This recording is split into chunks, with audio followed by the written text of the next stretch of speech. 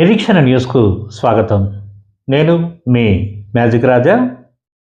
కులమత ప్రసక్తి లేని వ్యవస్థను ఏర్పాటు చేసుకున్న మహారాష్ట్రలోని సౌందాల గ్రామ ప్రజల నిర్ణయం దేశానికే ఆదర్శమని న్యూ ఇండియా పార్టీ నాయకులు అన్నారు.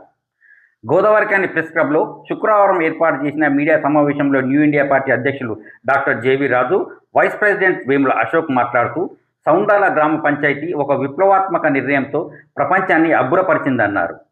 న్యూ ఇండియా పార్టీ సిద్ధాంతం కూడా కులాలు లేని భారతదేశ స్థాపన అని తెలిపారు. ఆ గ్రామం తీసుకున్న నిర్ణయం వారిలోని చైతన్యాన్ని చాటిందన్నారు. ఆ గ్రామం ఆ రాష్ట్రానికే కాకుండా యావత్ దేశానికి ఆదర్శమన్నారు. తాము ఆ గ్రామాన్ని సందర్శించి వారిని అభినందిస్తామన్నారు. ఆ స్ఫూర్తిని ఉభయ తెలుగు రాష్ట్రాల్లో ప్రచారం చేస్తామన్నారు. న్యూ ఇండియా పార్టీ ఎప్పటి నుంచో కులం రద్దు కోసం ఉద్యమాలు చేయడం జరుగుతుందని, మా పోరాటం వృధా కాదు, ప్రజలు గ్రహిస్తారు, ఆలోచిస్తారు, మారుతారు అన్న విషయం తమను ఎంతో ఉత్తేజితులను చేసిందన్నారు. ఈ విప్లవం భారతదేశం అంతా రావాలని కోరుకున్నారు.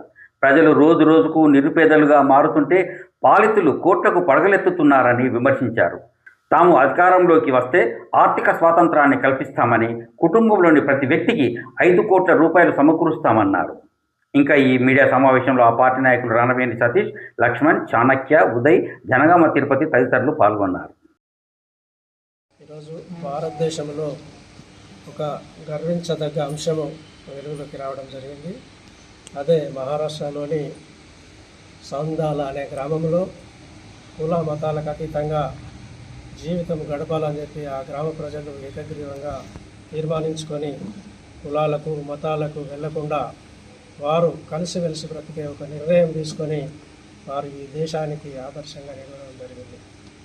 అది మేము చూసి చాలా ఆశ్చర్యానికి గురైనాం. ఇంత గొప్ప నిర్ణయమా?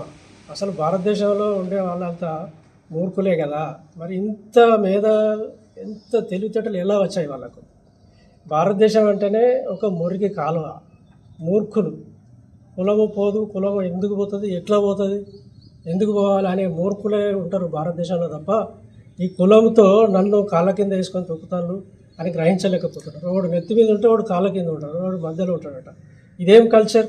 ఇది గ్రహించని వాళ్ళు మనుషులు ఎలా అవుతారు? కాబట్టి ఆ యొక్క గ్రామాన్ని అభినందించడం కోసం ఈరోజు మేము ఈ యొక్క మీడియా సమావేశం పెట్టడం జరిగింది. వారిని ఆదర్శంగా తీసుకొని మన తెలుగు రాష్ట్రాల్లో, ఉభయ తెలుగు రాష్ట్రాల్లో మేము చైతన్యం తీసుకొస్తాం.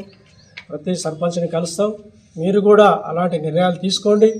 ఈ యొక్క కుల మత విభేదాల నుంచి మనం బయటకొద్దాం, మద్యపానం నుంచి బయటకొద్దాం, దురలవాట్ల నుంచి బయటకొద్దాం అని చెప్పి ఈ యొక్క ఉభయ రాష్ట్రాల్లో చైతన్యం తీసుకురావడం కోసం మేమంతా కలిసి మహారాష్ట్రకు వెళ్ళడం జరుగుతుంది. అక్కడ వాళ్ళందరినీ సన్మానించి వారిని మంచిగా గౌరవించి వారి యొక్క ఆదర్శ భావాలను మేము అపోసన పట్టుకొని వచ్చి ఇక్కడ బోధించాలనే ఒక సత్సంకల్పంతో మేము ప్రజలకు ఈ కార్యక్రమాన్ని తెలియజేయడం జరుగుతుంది. ఈరోజు భారతదేశం కులాల వలన 18 ముక్కలైంది. ఒకప్పుడు అఖండ భారతదేశం యూరోప్ నుంచి ఇండోనేషియా వరకు ఉండేది. మరి ఈరోజు ఏముంది? చిన్న ముక్క మిగిలింది భారతదేశం అనేది. దీనికి అంతటికీ కులము కారణం. కులము అనేది అన్ని అనర్థాలకు కారణం. మతము కూడా కారణమే. మూఢనమ్మకాలు లేనంత వరకు మతాన్ని యాక్సెప్ట్ చేయవచ్చు. కానీ కులము అనేది చాలా నీచమైన సంస్కృతి. దాన్ని మేధావులు, విజ్ఞానులు అందరూ ఈ యొక్క ప్రజల యొక్క మానసిక స్థితిని మెరుగుపరిచే విధంగా విద్యాబోధన చేయాల్సిన అవసరం ఉంటుంది. దేశాన్ని స్కూల్గా మార్చి, ఓపెన్ స్కూల్గా మార్చి మనమంతా ఎడ్యుకేట్ కావాల్సిన అవసరం ఉన్నది. ఈ కులం నుంచి బయటికి రావాల్సిన అవసరం ఉన్నది. మేము గత 6 నెలలుగా కులాన్ని రద్దు చేస్తామని చెప్పి మేము ముందుకు వెళ్ళడం జరుగుతుంది. మరి ఆ గ్రామము మా వాదాన్ని స్వీకరించిందా, వారికి వారే మారారా మాకైతే తెలియదు. మేమైతే ఈ భారతదేశంలో ఉన్న కులాన్ని బంగాళాఖాతంలో పడేయడానికి మేము సంసిద్ధులై ముందుకు వెళ్ళడం జరుగుతుంది. మరి కులాన్ని తీసేస్తే మా రిజర్వేషన్ ఎట్లా, మా హోదా ఎట్లా, మేము బతుకుడు ఎట్లా అనే దానికి విరుడుగా మీ కులాన్ని పోయినంత మాత్రాన మీకు అన్యాయం జరగదు. ఈ దేశం మీది, ఈ దేశాన్ని నిర్మించింది మీ తాత ముత్తాతలు. ఈ దేశానికి వాటాదారులు, హక్కుదారులు. మీ వాటా మీకు ఇచ్చే మీ కులాన్ని రద్దు చేయడం జరుగుతుంది.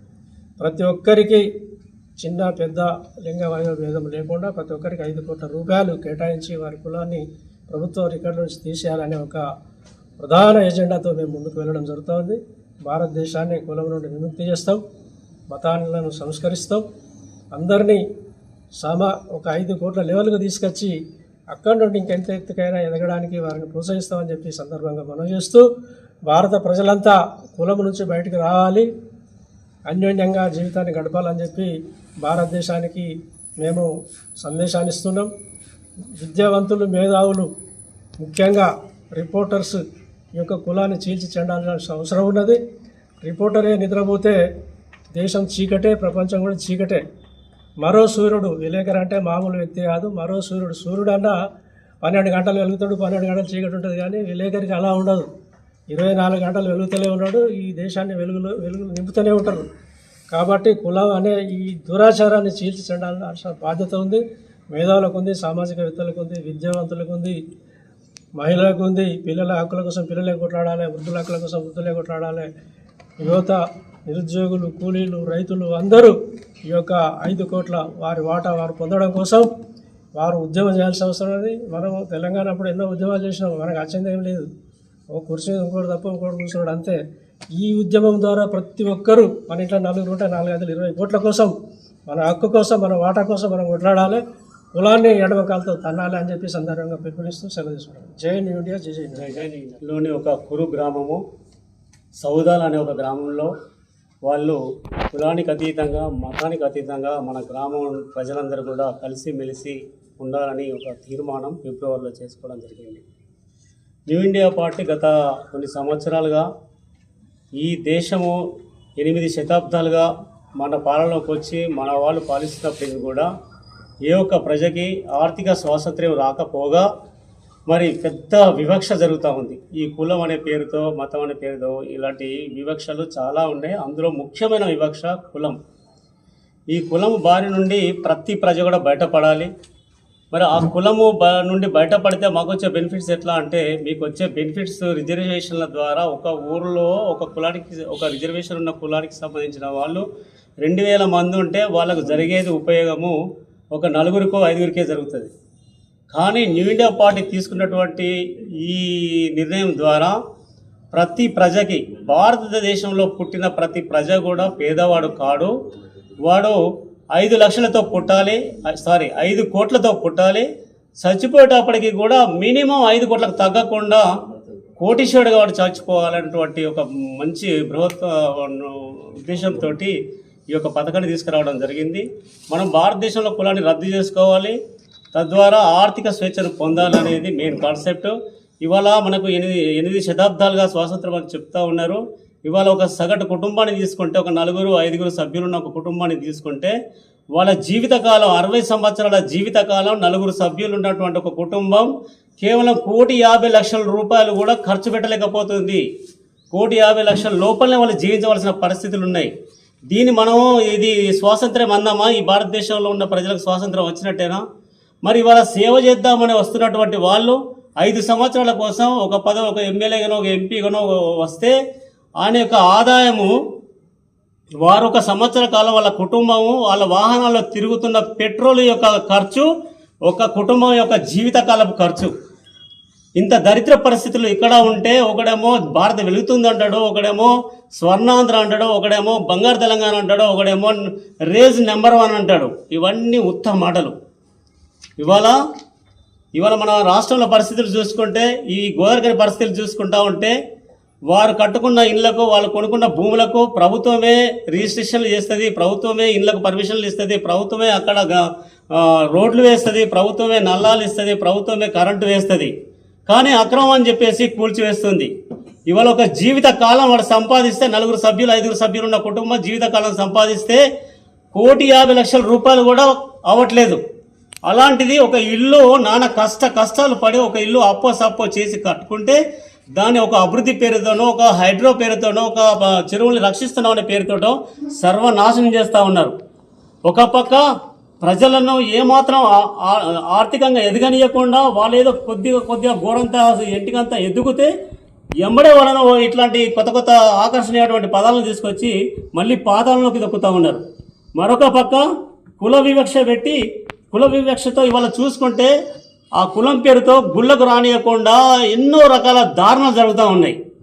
మరి ఇవన్నీ కూడా ఏలేవాడనేటోడు, మరి తెలివికల్లోడైతే, ఒక సంఘ సంస్కర్త అయితే, ప్రజలను సరిగా పాలించాలనుకునేటోడు అయితే ఇవన్నిటిని కూడా ఎంబడే కులాన్ని రద్దు చేస్తాడు, ప్రతి ప్రజకి ఆర్థిక స్వేచ్ఛ వచ్చేలాగా చూస్తాడు. కానీ అవి ఏమి చేయకుండా వాళ్ళు నానా రకాల ఇబ్బంది పడి కష్టపడి వాళ్ళకి ఉపాధి కల్పించరు, ఉద్యోగాలు ఇయ్యరు. వాళ్ళు కూలు నాలో చేసుకున్న ఆ కొద్ది పైసలు ఇవాళ మీరు చూసుకున్నట్లయితే, మీరు చుట్టూ ఒక 10-20 కుటుంబాలు మీరు చూసుకున్నట్లయితే వాళ్ళ ఇంట్లో 5 ఉంటారు. వాళ్ళు సంపాది ఒక నౌకరీ ఉంటే ఒక 20-25 వేల కంటే ఎక్కువ రాదు. వాళ్ళు ఏదైనా ఉపాధి చేసుకుంటే 10-12 వేల కంటే ఎక్కువ రాదు. కానీ ఆ 10-12 వేలలో ప్రభుత్వానికి దాదాపు 30-35% ట్యాక్సెస్ కడతారు. రకరకాల ట్యాక్సెస్ వేస్తున్నారు. ఇంటి పనాన్ని, నీళ్ళ పనాన్ని, రోడ్డు పనాన్ని, చెత్త పనాన్ని, రకరకాల పనులు ఇవన్నీ పోగా 30%, 35% పనులు కట్టంగా వాళ్ళు వచ్చే ఆ కొద్దిపాటి పైసలతోటి ఏదో కొద్దిగా చిన్న గూడో ఏదో కట్టుకుందామంటే ఆటిని ఇట్లాంటి సంస్కరణల పేరుతో ఇవాళ చూసుకుంటే గోదావరికల్లో చూసుకుంటే దాదాపు ఒక 2000 కుటుంబాలను సర్వనాశనం చేసి వాళ్ళంతా రోడ్లో పడ్డరు. వాళ్ళు ఇవాళ వాచ్మెన్గానో లేకుంటే కూలోళ్ళుగానో ఇవాళ ఎక్కడెక్కడికో వెళ్ళి పని చేసుకోవాల్సిన పరిస్థితి వస్తుంది. దీన్ని అభివృద్ధి అంటున్నారు. ఈ రోడ్లు ఇవి చేస్తేనే అభివృద్ధి కాదు. ఆకాశ హర్మ్యాలు కట్టడము, రోడ్లు వేయడము అభివృద్ధి కాదు. ప్రజల్లో కొనుగోలు శక్తి పెరగాలి. ఇవాళ కుటుంబానికి మనం భారతదేశంలో మీరు గూగుల్లో సర్వే చేయండి, లేకుంటే ఏఐలో సెర్చ్ చేసి చూడండి. ఒక కుటుంబ ఆదాయం ఎంతుందో భారతదేశంలో తెలుస్తుంది. ఇవాళ రాజకీయ నాయకుల సేవ చేద్దాం వచ్చే వాళ్ళ కుటుంబంలో ఆదాయం ఎంతుందో చూడండి, తెలుస్తుంది. ఒక టర్మ్కు ఒక ఎమ్మెల్యే అయితే 100,000 కోట్ల రూపాయలు వాళ్ళు సంపాదించుకుంటున్నారు. 100,000 కోట్లకి ఆర్థికంగా ఎదుగుతున్నారు. మరి వాళ్ళని గెలిపించినటువంటి ప్రజలు నానాటికి క్షీణించిపోతూ ఉన్నారు. అయితే ఇవాళ మహారాష్ట్రలో ఉన్నటువంటి ఒక గ్రామంలో వాళ్ళు ఈ కులం పట్ల ఇంత గొప్ప నిర్ణయం తీసుకోవడం, ఇంత గొప్ప చైతన్యం వాళ్ళలో రావడం అనేది చాలా గొప్ప విషయము. ఈ యొక్క చైతన్యం భారతీయులందరిలో, ప్రతి ప్రజల్లో, ప్రతి ఊర్లో, ప్రతి వాడలో ఈ చైతన్యం రావాలి. వీళ్ళు ఈ కులాన్ని వదులుకోవాలి. అయితే ఇప్పుడు మహారాష్ట్రలో వచ్చినటువంటి చైతన్యం, ఈ ప్రభుత్వాలు మా కులాన్ని అయితే రద్దు చేయవు, కానీ మేము రద్దు చేసుకుంటామని వాళ్ళు ముందుకు రావడం జరిగింది. కానీ రేపు మా ప్రభుత్వం, న్యూ ఇండియా పార్టీ ప్రభుత్వం వస్తే ప్రభుత్వమే ఏ ఫైల్లో ఎక్కడ మీకు కుల ప్రస్తావన లేకుండా, కులం అనేది ఎక్కడ లేకుండా కులాన్ని కంప్లీట్గా రద్దు చేస్తుంది. అంతేకాకుండా ప్రతి ప్రజను, ఈ దేశంలో పుట్టిన ప్రతి ప్రజ కూడా 5 కోట్లకు అధిపతిగా, 5 కోట్ల ఆస్తులకి అధిపతిగా చేసే బాధ్యత న్యూ ఇండియా పార్టీ మేము తీసుకున్నాము. ప్రతి ప్రజ యొక్క బాధ్యతను న్యూ ఇండియా పార్టీ తీసుకుంటుంది. కాబట్టి ప్రజలారా, మీరు ఎవరిని పడితే వాడిని మార్కెట్లోకి వచ్చి హంగామా, ఆర్భాటం, ప్రచారం చేసి వాళ్ళను నాయకులు అనుకొని, వాళ్ళను పార్టీలు అనుకొని వీళ్ళు మాకు ఏదో సేవ చేస్తారని గెలిపించుకుంటే, ఇప్పటికి 80 సంవత్సరాలు అయింది స్వాతంత్రం వచ్చి, ఇంక 80 సంవత్సరాలైనా మీ ఆర్థిక స్థితిలో ఎలాంటి మార్పులు రావు. మీ మీద జరుగుతున్న వివక్ష దాడులు మానవు, అవి ఇంకా పెరుగుతూనే ఉంటాయి. కాబట్టి ఆలోచన చేయండి. 80 సంవత్సరాల నుంచి మీరు బానిస బతుకులు బతుకుతున్నారు. ఇంకా ఎందుకు బానిస బతుకులు బతకాలని అనుకుంటున్నారు? ఇవాళ న్యూ ఇండియా పార్టీ చెప్పే విధానాన్ని మీరు అనుసరించండి. న్యూ ఇండియా పార్టీ ద్వారా మీరు ముందుకు చైతన్యం కాండి. రేపటి రోజున మీరంతా 5 కోట్లకు అధిపతి అవుతారు. మినిమం 5 కోట్లకు అధిపతి అవుతారు. మీ కులం గీలం అన్ని రద్దు అయిపోతాయి. ఇది ఒక అద్భుతమైనటువంటి గోల్డెన్ లైఫ్ రేపు రాబోతుంది. ఈ సందర్భంగా ప్రజలందరికీ న్యూ ఇండియా పార్టీ విజ్ఞప్తి చేస్తుంది, మీ కులాన్ని మీరే వదిలేసుకోవాలి. మన నిరీక్షణ న్యూస్ను వాచ్ చేయండి, లైక్ చేయండి, సబ్స్క్రైబ్ చేయండి, మీ మిత్రులకు షేర్ చేయండి.